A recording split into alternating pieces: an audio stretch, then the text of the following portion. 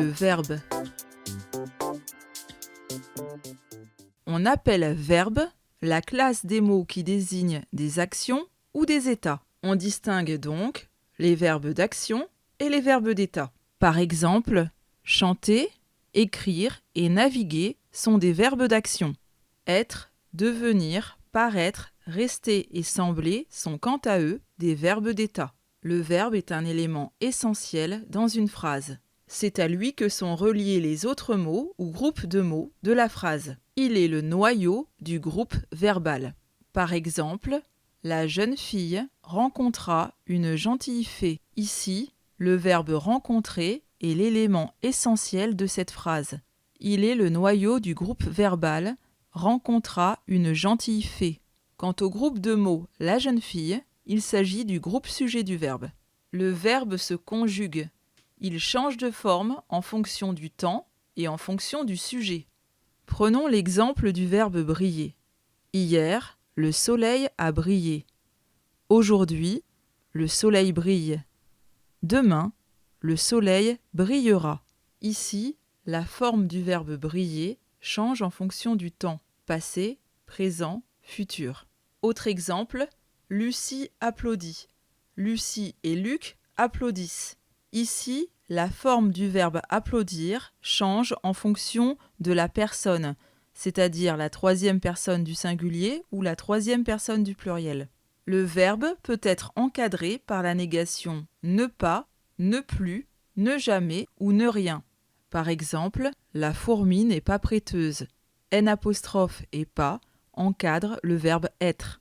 Pour trouver l'infinitif d'un verbe, on peut utiliser l'expression il faut. Par exemple, Albert récite ses tables de multiplication. Pour trouver l'infinitif du verbe récite, on peut employer il faut. Il faut réciter. L'infinitif est donc réciter. Les verbes peuvent être classés selon la terminaison de leur infinitif. Ils se répartissent en 3 groupes. Le premier groupe est constitué des verbes dont l'infinitif se termine par er, sauf aller. Ainsi, aimer, danser et jouer sont des verbes du premier groupe. Le deuxième groupe comprend les verbes qui ont leur infinitif en ir avec un radical terminé par i2s à la première personne du pluriel au présent de l'indicatif. Ainsi font partie du deuxième groupe le verbe finir qui donne nous finissons au présent, grandir qui donne nous grandissons et obéir qui donne nous obéissons. Par contre, le verbe partir n'appartient pas au deuxième groupe car on ne dit pas nous partissons mais nous partons. Son radical ne se termine donc pas par i2s au présent à la première personne du pluriel. Le troisième groupe correspond aux autres verbes, c'est-à-dire ceux qui ne sont ni du premier groupe ni du deuxième groupe.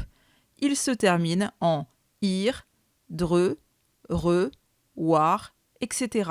Les verbes faire, entendre, sentir et voir appartiennent au troisième groupe. Que dois-tu retenir de cette leçon sur le verbe ? Le verbe est un élément essentiel de la phrase. Il existe des verbes d'action et des verbes d'état. Le verbe change de forme selon le temps et la personne. Pour le nommer, on utilise son infinitif. Les verbes peuvent être classés en 3 groupes.